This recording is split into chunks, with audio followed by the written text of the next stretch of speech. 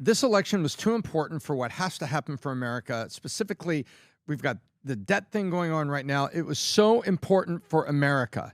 And I would hate to see the opportunity squandered at the hands of a psyop. Tom. I feel you. You know, when Tom gets pissed, guys, seriously, there's a part of me that gets scared, and I want to walk out. He doesn't mess around. It upsets me. But let me tell you something here. I got a question for you. Yes, sir. And Tom, I got a question for you as well. You ready? So, what used to upset you when you were 20 that no longer upsets you at 30? Stay with me.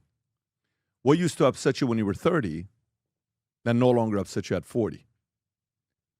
What used to upset you at 40 that no longer upsets you in your 50s? Okay? And then here's a follow-up question. What used to upset you in your 20s that whether you're 30, 40, 50, 60, 70, 80, it's still going to upset you?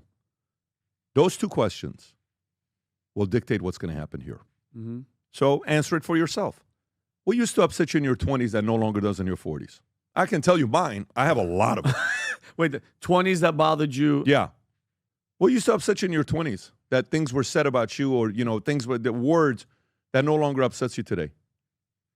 You know, picking my height. Oh, you're short. You're this. You're that. Doesn't okay, none of that bothers but think me. about that. Yeah, think, nothing. None of that. But by the way, at one point, how much did it? Oh, of course, because I was really small. I mean, okay. What else? What used to bother you in your 20s that no longer upsets you today? Okay, look, he went somewhere. Did you see that? Yeah. All of us.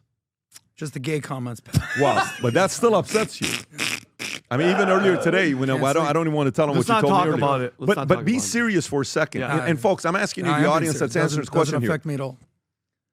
But was there things that would destroy you, keep you up at night, and all that stuff that no longer does? Yeah, people talk about my mom, like your mother's this or your father. That today, it's nothing to me. Right. I don't even listen to that type of stuff. Okay, so now, what used to bother in your 20s, it doesn't matter if you're 30, 40, 50, 60, 70, 80, it's still going to bother you.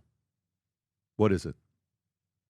So what bothered me? In your 20s that will still bother you today at 46? Tom. Anything about my religion, anything about Christianity, anything about that, my beliefs and stuff like that. Still, that hasn't changed at all. Tom. Well, I would say that. I would, I have a certain feeling for that, but I also have a eternal perspective on that. I still, and you know this, if people are lazy and things won't go as fast as they need to, that bothered me in my 20s, it bothers me now because I want to get it done. And it bothers me as much today as it ever has, even more so today because now I have the benefit of my own history, realizing that when you really go fast and you put it down, what you can really achieve. And I've seen it. So actually, it probably bothers me more today. When I was in my 20s and you know, I used to hear, well, you didn't go to this school, you didn't go to that school. That really bothered me. Now I look back on it and said, well, I think I did okay. You know, so that's like, you know, whatever. Now I see it as I kind of poke back, right? Yeah, I went to a small school and then I had to put myself through to get my MBA. I guess that worked out. So watch. Now very good point. I almost go the other way with it. I'll just add one thing. For me, I don't think I'll ever change this. People who are just sloppiness, grossness, just have zero standards, just anything goes, willy-nilly, broke, gross, just disgusting.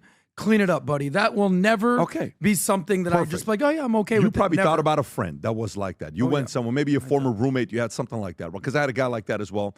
His name was Speedy Espinoza. He would leave his underwear on his bed and go for the weekend with this girl in Nashville who, I don't want to say who anyway, so he... You don't want to say what? You just called out Speedy. One weekend, Speedy